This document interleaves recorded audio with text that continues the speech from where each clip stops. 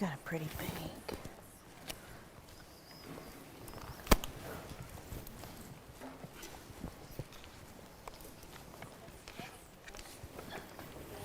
Hello?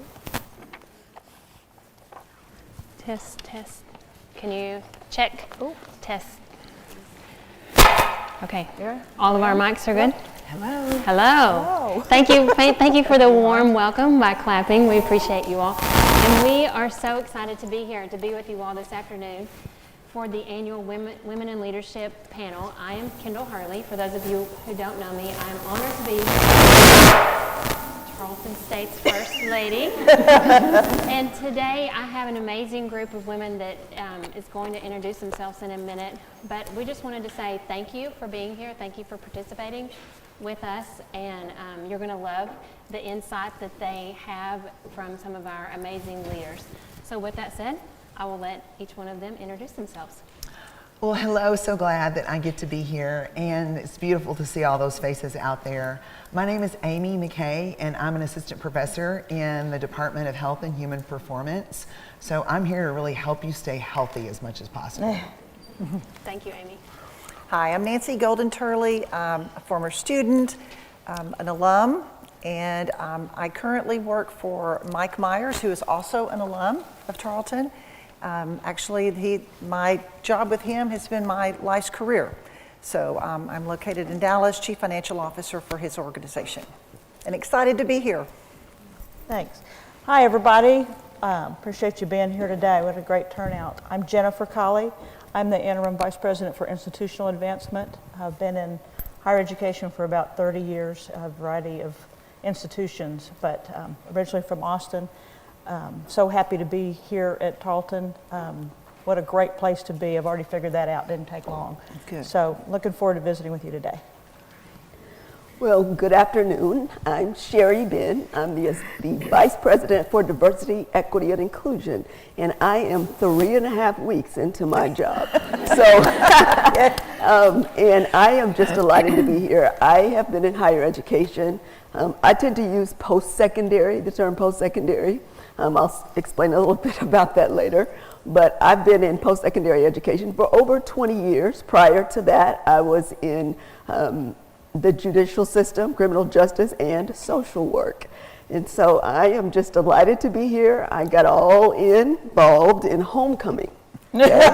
So that was my baptism into Tarleton and becoming a Texan. And so I am just delighted that I am now part of the Texan family. Can we? Very thankful.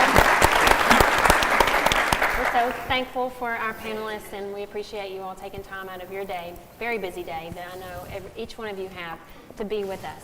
And before we start, I'm just going to do a couple of housekeeping things. Can everyone hear each speaker on the microphone? No, I hear some head shaking. Okay, so let's do a sound check with each microphone before we start asking the questions, and we'll just do a Joey, should we just do check 1, 2 for each person? Can everyone hear me, or does my microphone need to be kind of? Okay, I'm hearing kind of. Turn it up louder, louder, louder. Just let us know whenever you in the back row can hear us. Okay, heads are shaking, so we're good. Okay, Amy? Hey, it's going to be the best day ever. Yes, it is. It's It's going to be the best day ever, best day ever. Can you hear me? Higher. They're saying Best higher. day ever. In the back, you don't know that it's the best day ever? They do now. They do now. No. All of these Canese people in the front know what is today. The best day ever. Fantastic. You're a motivational speaker. Oh, look at her. Okay, Miss Nancy? Okay, can you guys hear me? Everything? hear. Okay. You need louder? Louder. Okay, we're good. Tell me we're good. Okay, Good, there's a little feedback coming.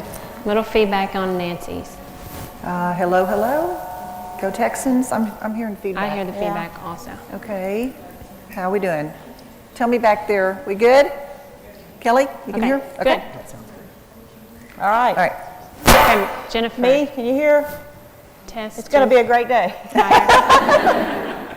Louder for Louder, Jennifer. louder. I can Oh, hear. feedback. Too I much. hear it. I hear her. Too much. I hear feedback. No, does that work? That sounds pretty good. Okay. Hello? Okay. All right. Okay. Good. Okay. Ben. Can you hear me? Louder. Louder, louder, louder. Test. Can you hear me now? Anybody in here like Star Trek? They're saying that. All right, okay. Louder Any for Dr. Trek Benn? fans? No. Little Star louder? Wars. Okay. I'm good. Can you hear me a little bit Yeah, more? that's Good. Yeah, Okay, we got great. We're good. Thumbs Okay. up. Okay. All Okay, right. thank you. Thank you all for your help in the back, Right. assisting us, and Joey for working with us. Also, another thing that I want to let you all know, as the members are speaking, if you have a question directed for a specific member or just for the group as a whole, please text your question to this number up here on the screen, and we will be happy at the end to take those questions during the panel. Miss Sarah and Mr. Brown are going to help me through that time frame. So the last 10 minutes, that's what we're going to address. And with that said, we'll get into the questions. Today, I'm not sure if I'm doing that. No? Okay, sorry. Today, our topic is using your influence and what that looks like from a female perspective. And the first question that I will start out with, some of these questions also will be directed specifically to one of the panelists, and also some of them will just be open-ended. So that will be the flow of our program today. When you hear the phrase, using your influence, as a woman in leadership, what immediately comes to your mind?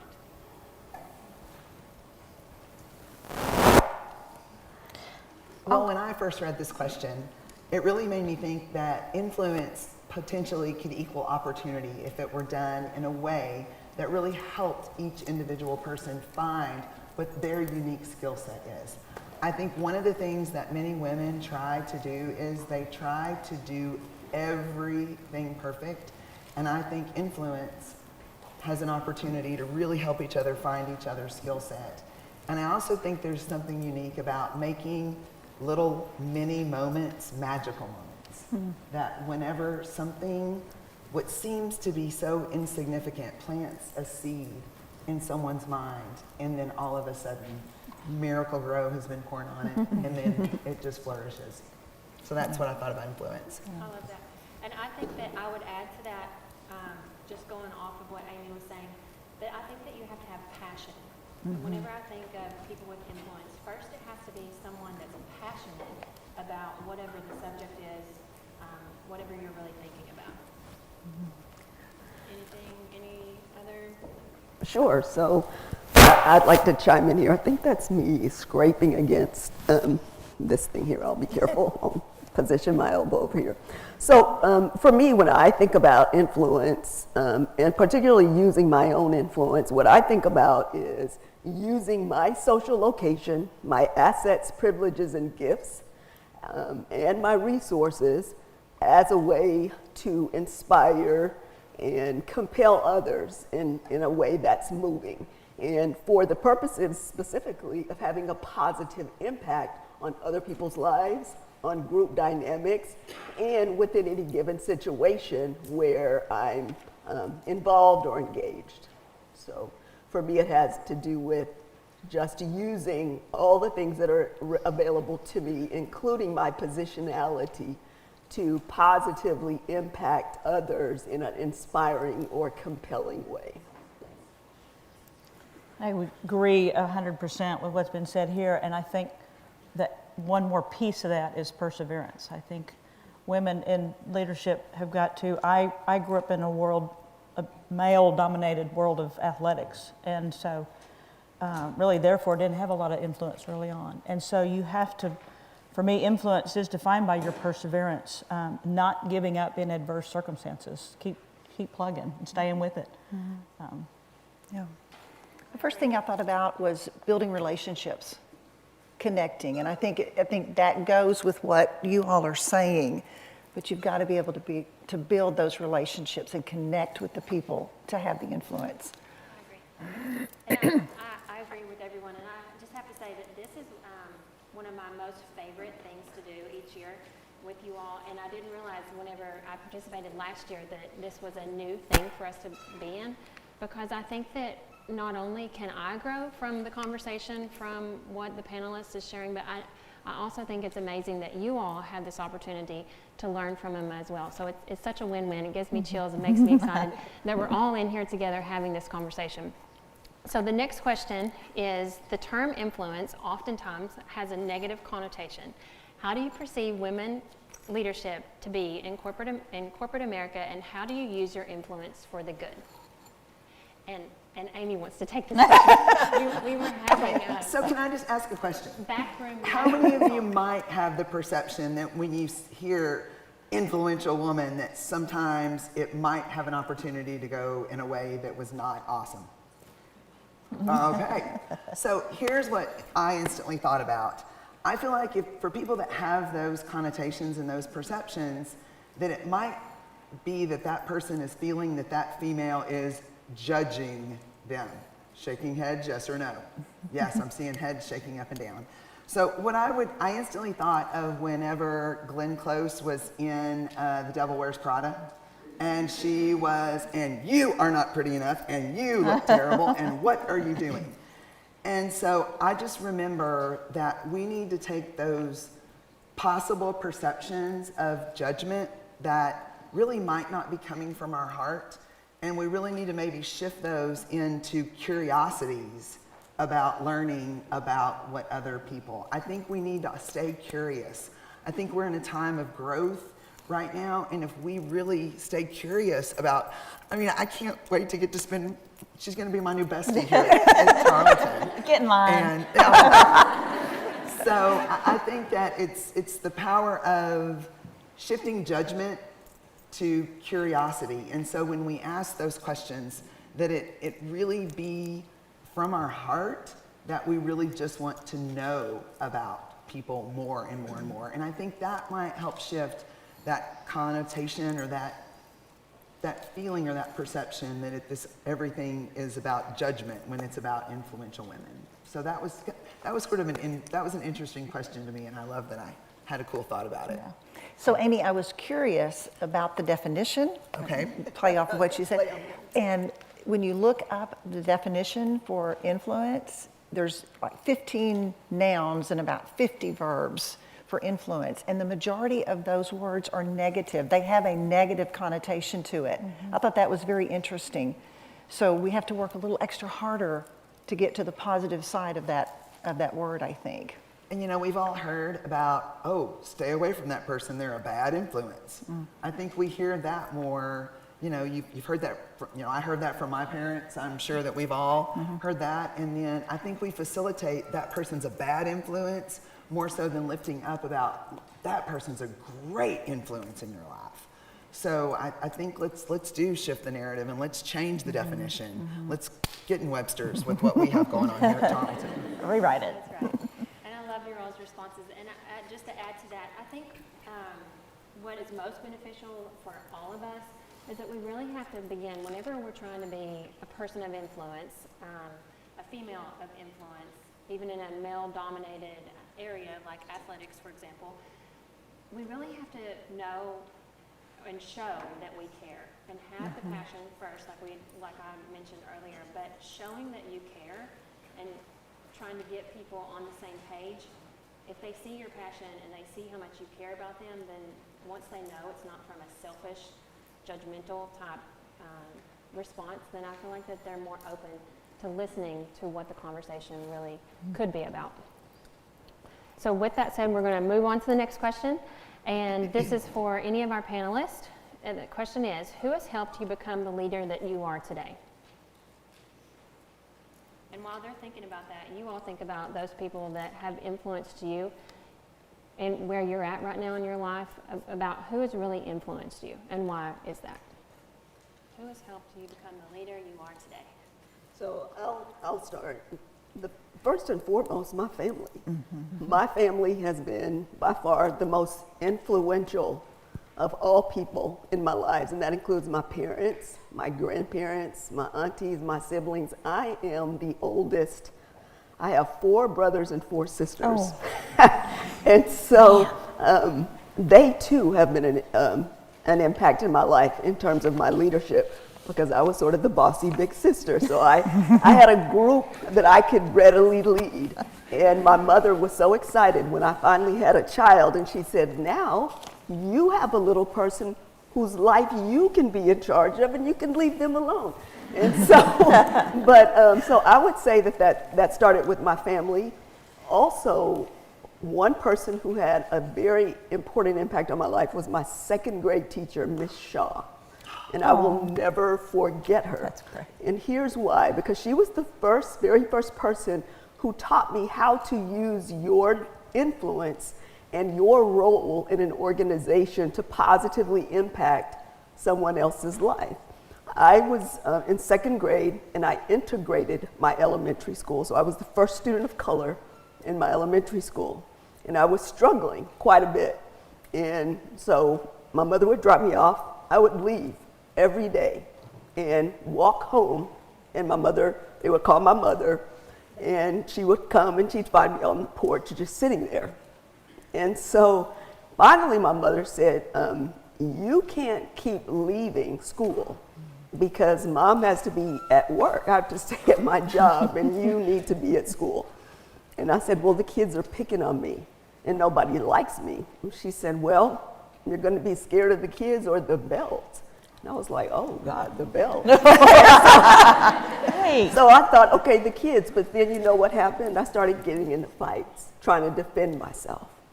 Then they called my mom and they said, Sherri's getting into fights and she's getting into it with people. And my mother said, well, if y'all can't take care of my baby, she's got to learn how to take care of herself. Don't call me again. And I was like, okay, here we go.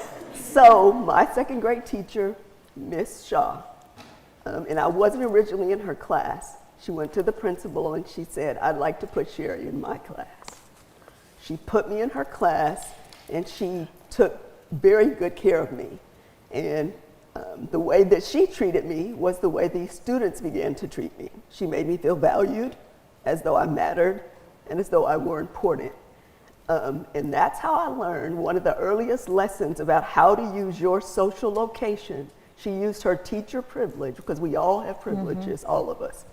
She used her teacher privilege to help me to feel like I belonged, that I was included, and that I mattered. That's leadership to me. Absolutely. Awesome. What a story. That's impactful, very hard to follow. And can I just say that we're thankful to have you here at Tarleton State. Yes. Thank you. Yes. There must be something magical about second grade teachers. Oh. They're just, yes, I remember my second grade teacher, and her name was Miss Gant.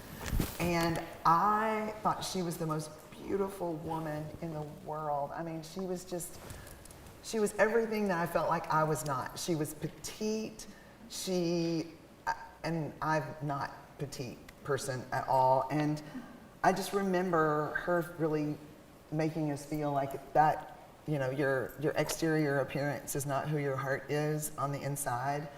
But one of the other things I will say in dealing a little bit with self-image and body image, and I think that that's very real, so I don't mind talking about it a bit.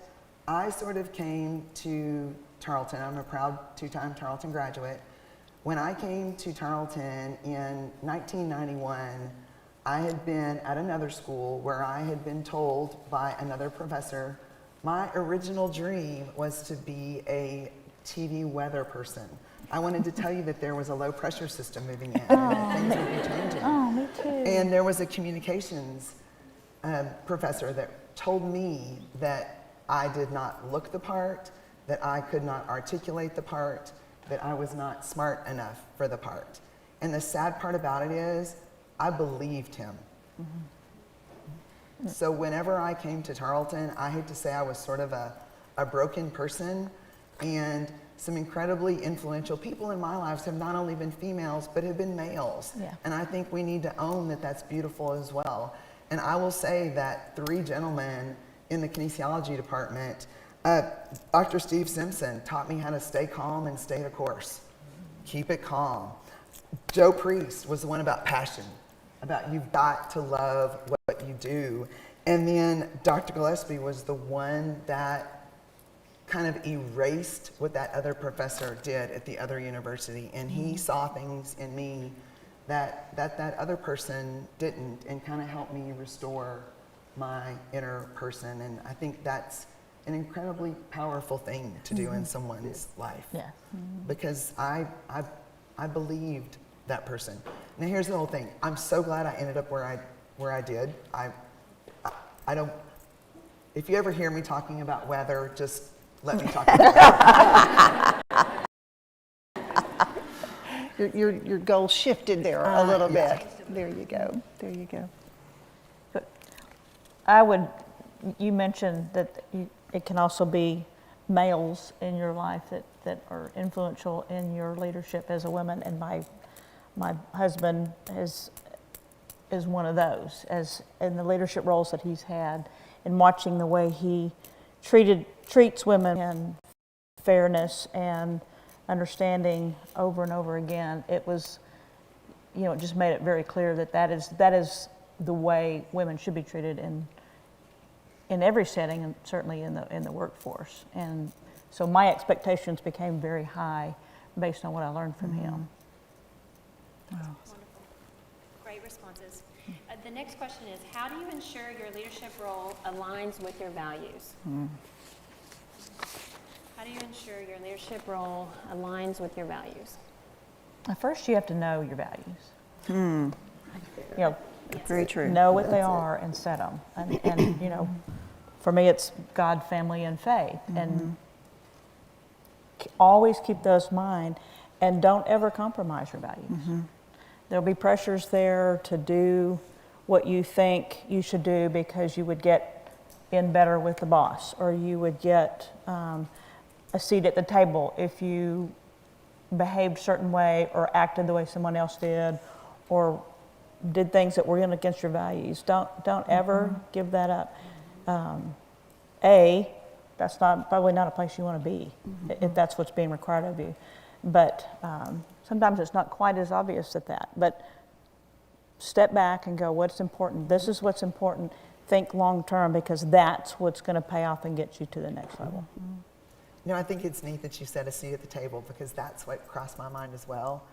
And I think that we all need to decide, if you have to kick someone else out of their seat at the table for you to take their seat, maybe that's not the table that you need to sit at. And then when you think about the table, I want to sit at the table where people are pulling up chairs, and a table that has leaves that can expand to find new room for other people to come in. So I think you need to think about I love that with the table. I don't want a seat at every table, because that table really might not align with my value structure. And I think for me, I write down I'm a visual, and we write with dry erase markers on the mirrors in our house. That's the one place I let our boys, a safe place to write, on the wall, not on walls, on mirrors. And so that whole concept of write things down, so you're really identifying what is important, because then it becomes not just a thought, but it actually becomes a visual compass for you to see how things may or may not be shifting. And I think that one of the things is you can never go wrong doing the right thing. Right, Never. absolutely. Never. You can never go wrong doing the right thing. Right. And it may be so painful in that moment doing the right thing, and you may say, it would be easier if I did this. You can never go wrong doing the right thing. Did you read my notes? I agree. And to add to that, which is what you're saying as well, just surround yourself with people that are good influences. The people that you surround yourself with is kind of the direction that you're going to go. So surround yourself with those positive people, the good people. Yeah. Right. People of character.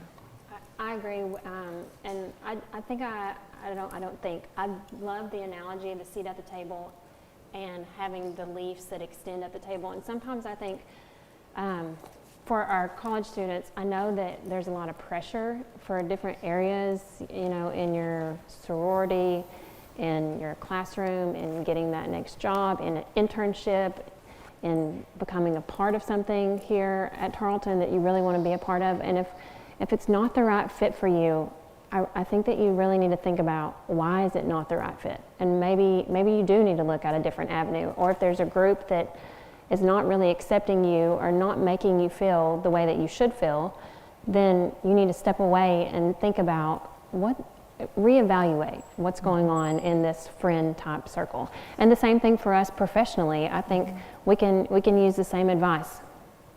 Where are we going with this next step in our career or in what's happening within our department? So, good talk. This next question is for Miss Nancy. Nancy, history tells us that you were the first female student body president at Tarleton, which she has a street named after her here at Tarleton, in case you didn't know. And now you're in corporate America. Would you share your perspective on your leadership journey, and did your involvement help you become a leader, and if so, how? Okay, so to answer the question, absolutely, it did. Just a quick story. I'm from a small town, about an hour from here. Was a good student, graduated high in my class, but I really wasn't sure I wanted to do the college thing. And so my mom, who was just an amazing woman with her infinite wisdom, said, why don't you just give it a try? Just go and just see if it's a fit for you. So for all of you folks who are here, you can relate to this. Once you get on this campus, this place and these people and the possibilities, this was a perfect fit for me. So needless to say, that was the right choice.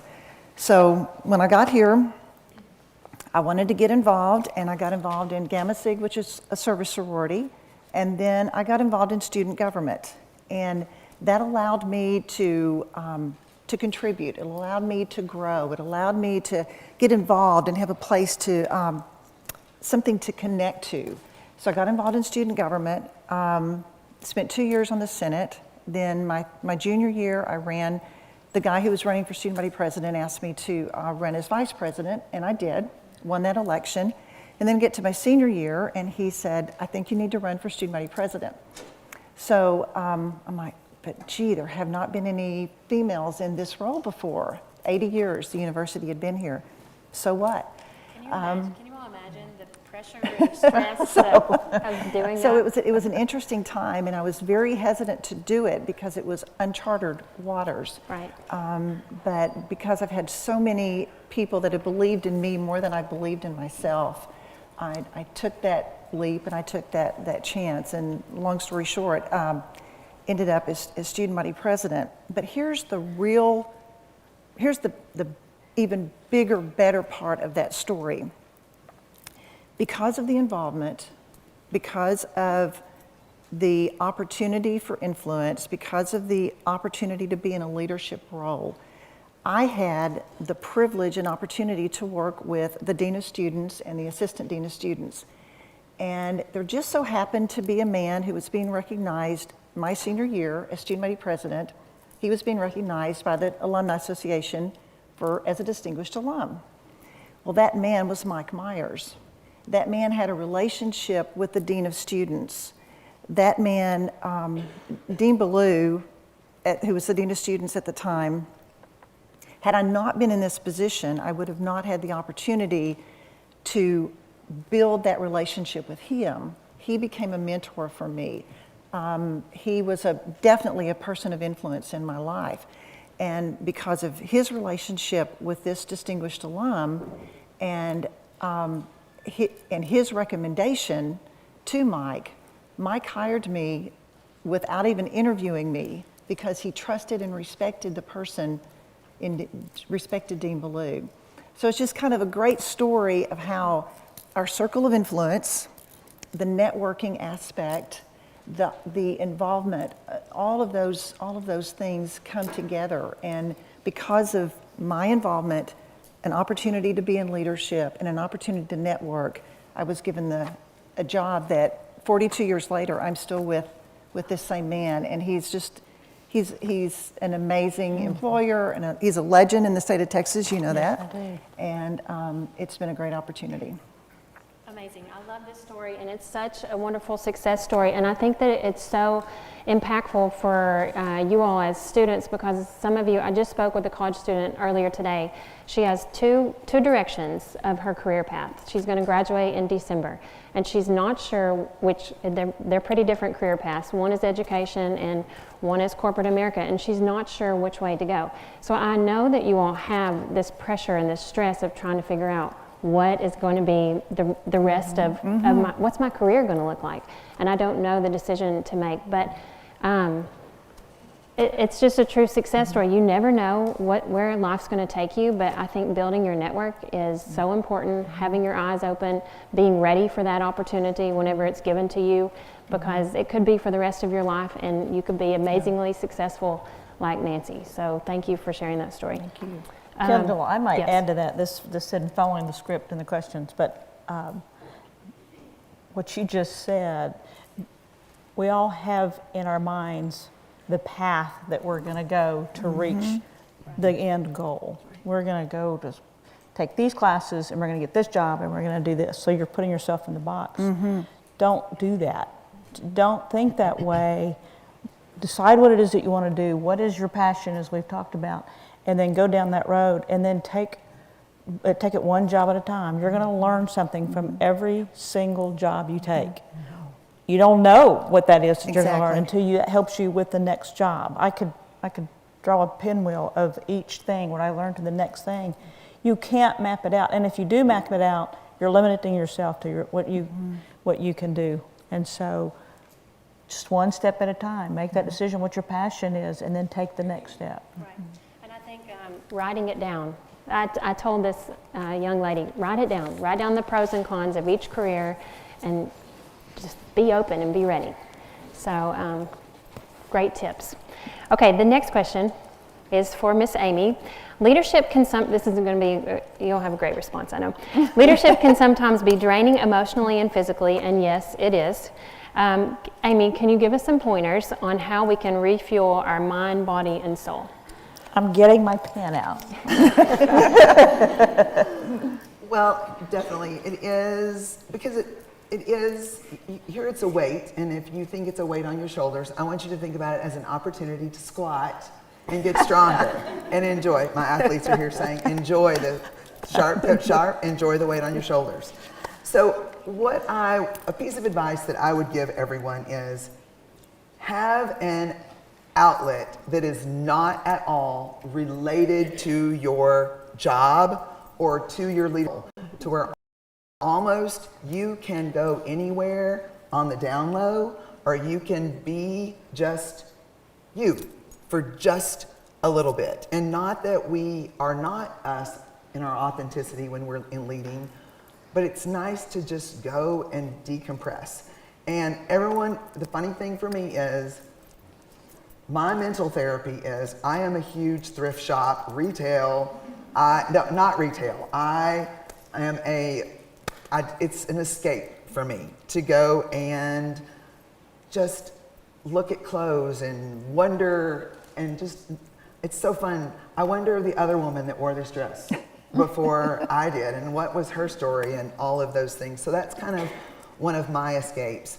But one of the things that I would encourage us to do as females particularly is we need to understand that our bodies are chemically, physically, and hormonally different than the male body. And trying to make the female body be the male body is trying to make almost like the sunrise in the west and it set in the east. So one of the things I want you to learn about your body, I want you to learn, and I'm not meaning to make anyone feel uncomfortable, but I need you to learn when the best time is for you to make good decisions.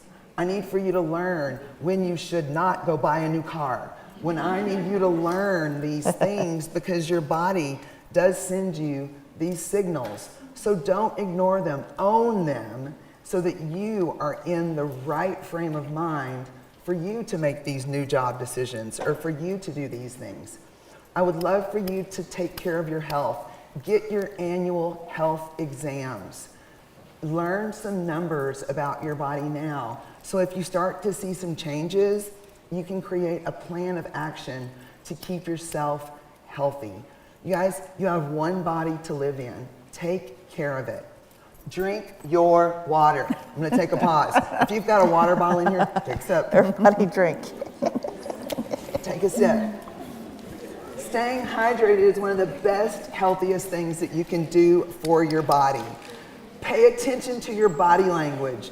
Women send body language louder than we can almost scream body language. So pay attention to that. Be sure that you're sending the right message. Carry yourself in a way that shows respect to yourself, that you care for yourself. And then another thing is, I want you to find a theme song for your life, okay? You guys, sometimes whenever you just need a moment, put your headphones on, get in your car, turn your theme song on, okay? Ask the question, come on. What's your theme song? My theme song is Eminem, Lose Yourself. So I could sing the whole thing if anyone wants to, you know. She said that's my mom's too. I mean, I just find Amy again when I feel like I have lost Amy. And it kind of resets that whole, you want to be Amy. But I'm like, but I really don't want to be Amy today. But then I like push play on that and I'm like, yes, I'm losing myself right now because I'm so grateful for my life. And so other than just a theme song to get your heart moving, to make you feel good, eat less sugar. Oh. I knew that y'all knew that there was going to be okay. Eat less sugar. Move just a little bit more. Okay. Be quiet just a little bit more. I know that y'all that know me are laughing. Okay. Eat smaller portions of food. This is kind of like the part that y'all didn't want to hear, but I speak the truth. And then I want you to develop like a mantra. Like, what is your saying? What is your thing? What are you going to have people associate with you every time they hear your name, they see you? Some of you know what mine is. I've already sort of been a spoiler alert. What is today? Make it a great Best day ever. And so I'm the best day ever girl, and I think we get to choose that every single day.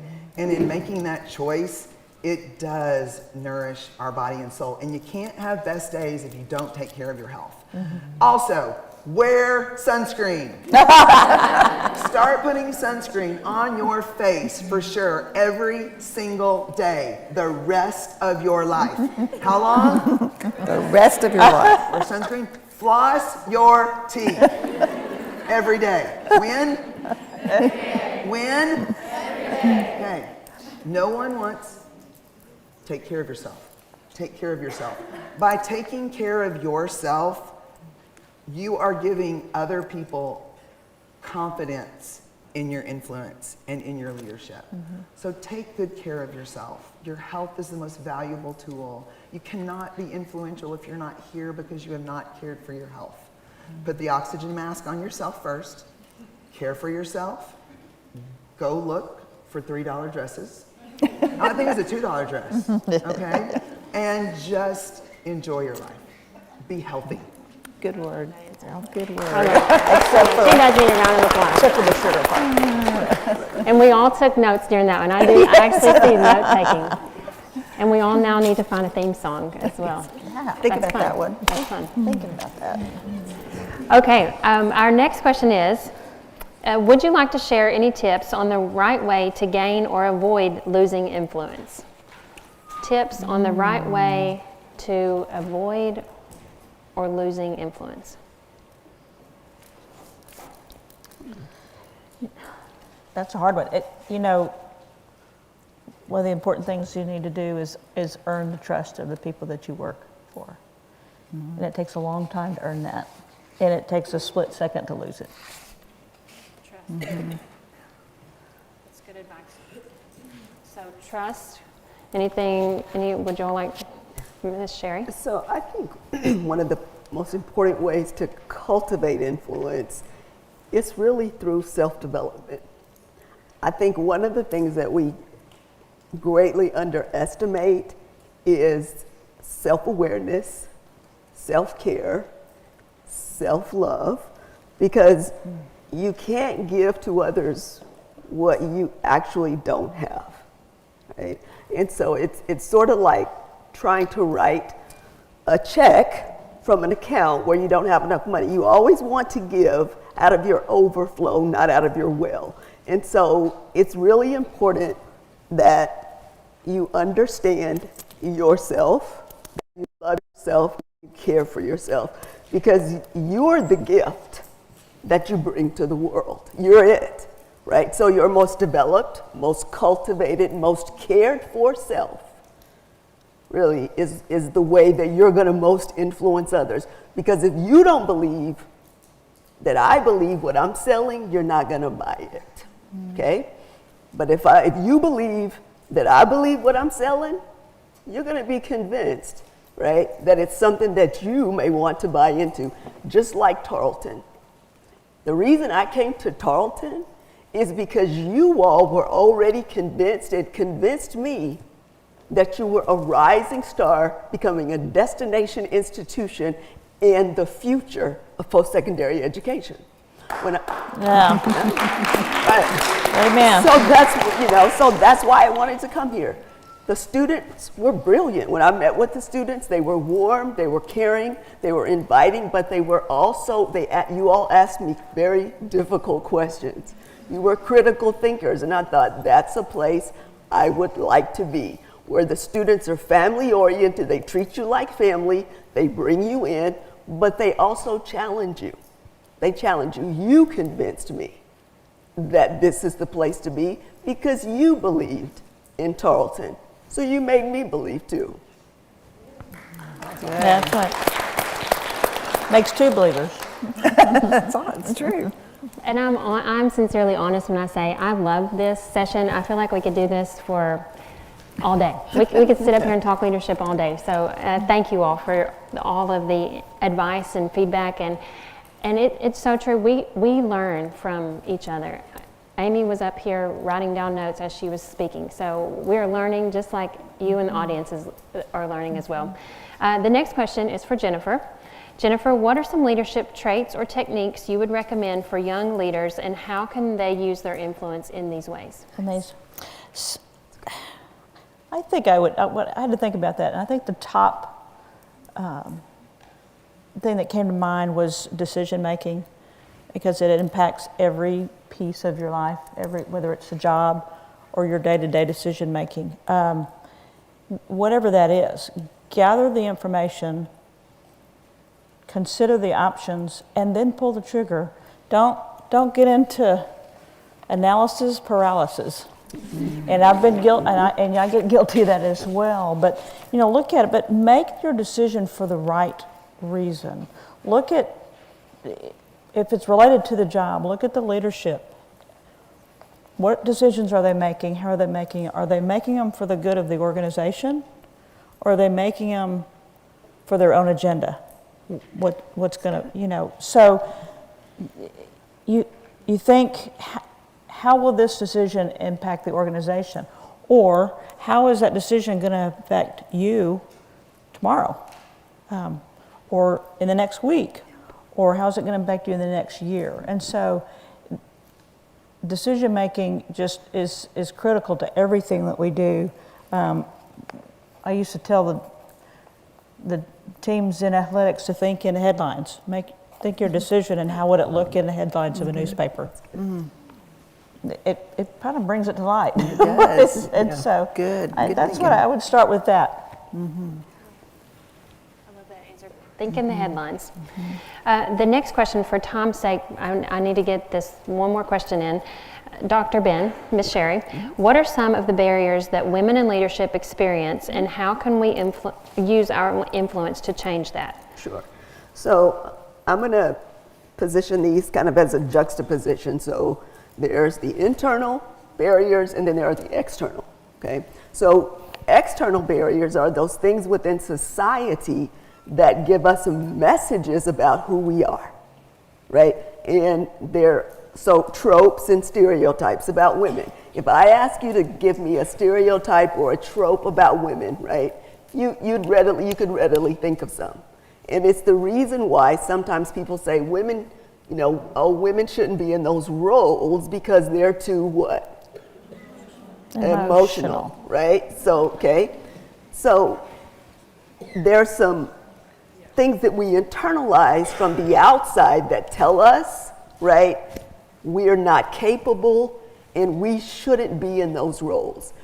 Also externally, when we don't see people who look like us and who we can relate to in those roles, it's hard to imagine ourselves there, okay? So there are some external factors that are very real. I am an emotional being, but I don't have a problem with that. I'm also an intellectual one. I'm also a physical being. I'm a spiritual being. I'm a multifaceted being. Women are complex, multifaceted, layered beings, okay? So there's no one stereotype or trope that can define who we are. But society will often tell us that and we internalize it, okay? Internally, what happens? When we internalize things, right, then we begin to doubt our place in certain spaces when we internalize those things. And so one of the things that we as women will sometimes do is, let's say there's a job we want to apply for, there's a job we want to do.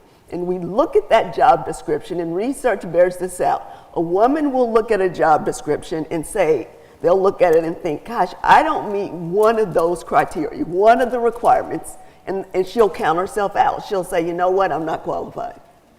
A man will look at the same job description and he won't have 4 of the job qualifications, but he'll say, you know what, I got 60%, I can do that job. No, seriously, that's what the research shows us. Yeah, wow. Women, it's important for us to understand, it's so important that the messages that we're getting from outside of us are things we have to consistently interrupt, okay? And the one lesson that I've learned is this: if I'm ever afraid to do something, it means I'm supposed to do it. So I can stop being afraid to do that thing. Courage is not the absence of fear, it is doing what we must in spite of our fear. Excellent. That's right. Excellent. Nice. Thank you all. This was wonderful. And now it is time for us to take some questions from our lovely audience. Thank you, Miss Sarah. Okay, 3 questions here. Let's see if we can do this in proper time frame. What is an approachable way to break the glass ceiling in business? What is an approachable way to break the glass ceiling in business? I think it's important to be authentic, to be yourself, Yes. Yes. to be true to your principles and your values, and that's going to put you where you need to be.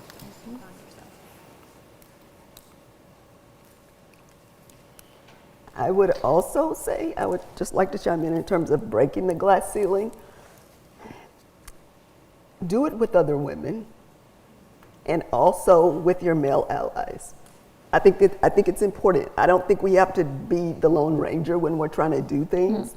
There's strength in the collective. I'm relational, and I love relationships, and I love connecting to people. And so I don't think we have to do something by ourselves, but we definitely have to get in the space where we don't see ourselves in order to make that change. And that leads to networking. I run into a number of young people that think networking is a weakness, that if I can't get it on my own, if I can't get the job on my own, then I shouldn't have it. And that is not the truth. That is not the case. That's, as she said, surround yourself around people that can help you get where you need to go. Make that phone call to somebody. You've got this entire university. Look around at the faculty and staff that are here that you get to know in their classes. If there's something you want to go after, pick up the phone and call them. Go see them and say, what? How can you help me? What do I need to do? Who do you know? Because you got to rely on that. That's the world today. And it happens to be a good world. Yeah, absolutely. And I think continuing to build your professional skills every single day. Don't go anywhere without a business card. If you don't have business cards, I don't care if you don't have a job, you could put your mantra on your business card. You can put your favorite scripture on your business card. have it to where you can leave a little piece of you everywhere you go. And I've also heard it said that whenever you're in a conversation with someone, if they know that they have your business card, you can really listen to what I'm saying versus having to go Remember okay, the name and all that. It helps put puzzle pieces back together in an easy way. And then you guys have a pen. You never know when you might need to write something down. So those leadership qualities about build those in now, because whether you look through the ceiling to see the stars or you're on top of the ceiling already seeing the stars closer, set yourself up for success. You're your biggest opportunity. yeah. I love that. And I'll just add two things to what the group has said. One is about the business card, and I'll tell you all, mostly because a lot of you all know Emily Love. She was the moderator for this last presentation in the spring, and she was at homecoming, our homecoming game, and you would be proud of her. She had business cards, and she was giving them out and networking within the Alumni Association. And it's going to get her far because some things that she was ready to do, where she had her business card just to pass off to the next person, was huge for her. So business cards are important. And the other thing that I would just like to mention that's important for us to recognize our weaknesses and recognize our strengths. And when we have our weaknesses, it's okay to have weaknesses because we're not perfect at everything. And I will say for President Hurley, for example, 2 of his vice presidents are on this panel, and Dr. Siren is in the audience as well. And for us, leading a university, that is a huge task, but we surround ourselves with amazing people, and they can fill areas where we have our weaknesses. And I think that that's something that we all have to recognize when we have a weakness and be okay with it, but then have people on your team that can help you fill that. Have people on your team that are even better than you at some of your strengths, because it only helps you become better, become whatever your passion is, whatever your cause that you're moving towards, even better. So just to follow up on the things that you all have shared. And then let's see, the next question. What advice can you give someone who is nervous about being a leader? What advice can you give someone about being nervous about being a leader? So, Put yourself out there. Put Kind of like you said. yourself out there. And whether it is you starting to be that influential, positive leader in a group of 3 that becomes a group. There's a great YouTube video called The First Follower, because it's the first follower that actually is the leader of the group. So I want you, write that down, okay? It's called The First Follower, and it's how to start a movement.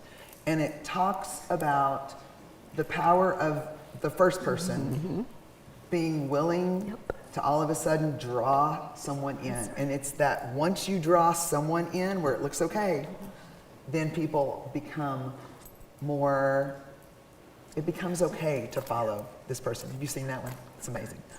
Okay, start a movement. First follower becomes the influential leader. and I think as leaders, you have to take risk, and you have to be okay with failing, because if you don't fail, you're not growing, you're not learning. You have to take those failures and learn from them and be okay with it. You may not be perfect with your first job. You're going to mess up. You're going to make mistakes. You may not have all the qualifications for it, but that's okay. You need to professionally develop and continue and recognize that you have to work on those areas so that way you can continue to rise. I think identify somebody that will be your anchor. Every one of us has somebody that you totally trust, that you're okay with being totally honest with you, to say, you've lost your mind if you think you're going to wear that to work today. It can't be your best friend who's this yes person who says, oh, you look great today, and your hair's standing. And so at any level, whether that's right now, but for me, and I'm sure for you all, you've got to have somebody that can grab you by the arm and go, wait, you better rethink that. That's not a good plan. Because sometimes you can't think straight. There's days that you can't think straight, and there's times that you're confused. So find an anchor I love that. Find an anchor. Could I just add one thing to that? Yes, ma'am. Do it anyway. You're gonna be scared. While you're scared, just do it.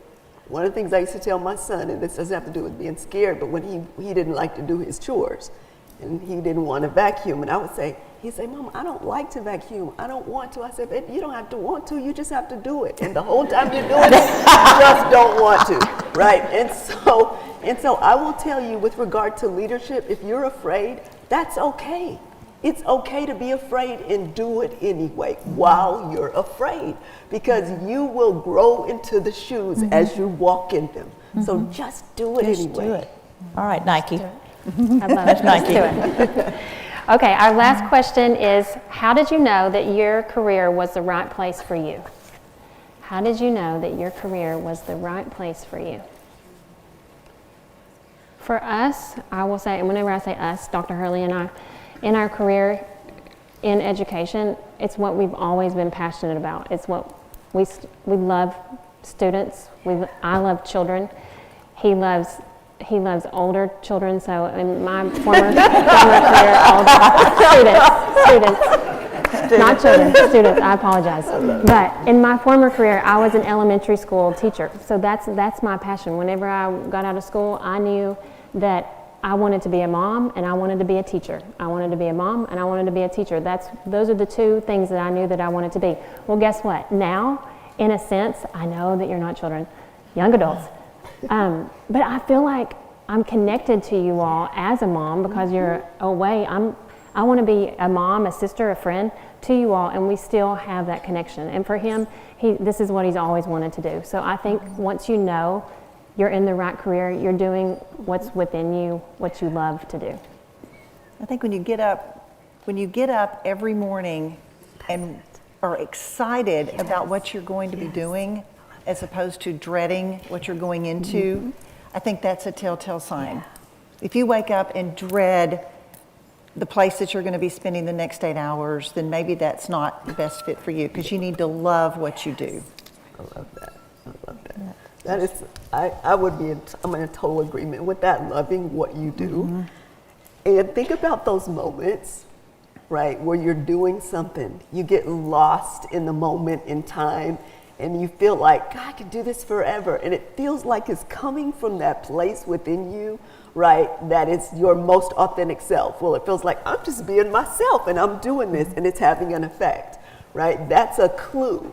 That's a clue and an indicator that you're probably on the right track. And so Parker Palmer says, where your great gladness meets one of the world's great needs is your calling. Awesome. Absolutely. Awesome. We'll wrap up with that. I love that Could be a preacher. Thank you to our panelists today. We are so grateful to have you all and to be able to learn from you all and to just experience time with you all. And thank you for our audience. Thank you to the leadership team that put all of this together, to Miss Sarah and Mr. Brown. Thank you.